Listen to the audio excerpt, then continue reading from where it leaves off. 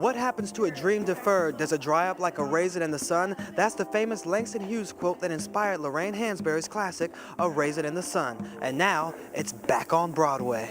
So this role of Walter Younger has been reinterpreted several times. What do you hope to do differently to bring new life to this character? It's not comparison. You don't look at somebody else's and say, oh, I'll do this because that person did that. I've only seen it. Well, no, I've seen it twice. I've seen the film and I saw Sean Combs do the part. So they're the only two times I've seen it. So both Sidney and Sean did movie versions of the play after they did the Broadway performance. Would you ever do that? One day at a time. Right. So how is it for you to come back to Broadway now? It's always fabulous to come back to Broadway, and I'm always looking for a chance to come back to stage because this is where I started. This is my home base, and it keeps your instrument sharp. The sharpest knives have to be resharpened. I like that. Now you won a Tony for Carolina Change.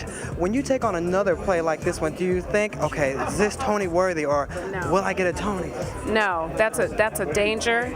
That's like thinking about the finish line before the gun has been shot. You know what I mean? I think that when those things happen, hopefully they're a wonderful surprise, but that is not what your mind is hopefully on when you start your work, or even as it gets closer. I'm one of those people who doesn't really know. I don't have it in my mind when nominations for things happen, because I think that's just a silly danger. So Sean, tell us about your character and what you're doing to prepare.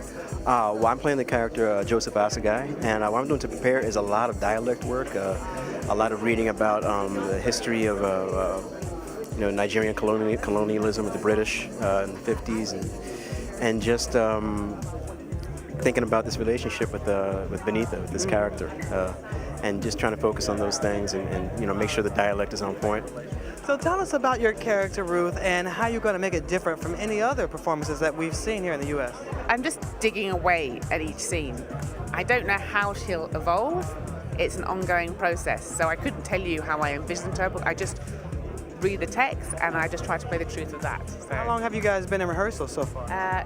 It's been 2 or 3 weeks, something like that. That's it? Yeah. So are you nervous at all? Are you just ready? Now. Just I was very, very nervous when I started because, I'm coming here, it's an iconic play, and I'm playing American, and I don't want to feel like I'm an imposter and I haven't earned my stripes. So Kenny, you directed the first revival of this play in 2004. Why did you decide to come back and do it again only 10 years later? Well, it's not only 10 years later. All great American plays, and I think Raisin in the Sun is clearly one of the top 5 American plays. Death of a Salesman, Streetcar, all those plays have been revived every 4 or 5 years. So actually, it's a long time. And for me... Why'd you wait so long, Kenny? Yes, why'd I wait so long? After Fences, Denzel and I, we talked about, him returning to stage. He said, I want to do this every 3 or 4 years. So we got together a couple of years ago and started talking about ideas. He wanted to do something that was from the African-American canon, and we stumbled on, Raisin. In fact, it was he who said, it's been 10 years since you guys did that. And so, I looked at the play and I looked at the character of Walter, and thought about actors in America who could deliver that. And I thought about, and you're sitting there talking with Denzel, and it's like, Denzel Washington doing Walter Lee Younger. The only thing is not consistent with this production is like in the past, maybe guys have played who have been 35, 38 years old. So I asked myself, I said, well, if I didn't know how old Denzel was, how old would he be?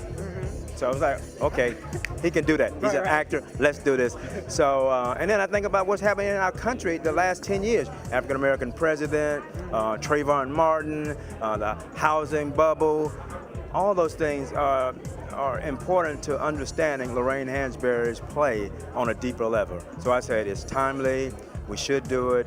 We're doing it in the Barrymore Theater, where Sidney Poitier did the original, and to sit with Denzel Washington in the home of Sidney to talk about this play. I mean, I'll never forget that, And Sidney's direct quote to me was like, you have everything you need in the play, and you have everything you need in the actor in Denzel Washington.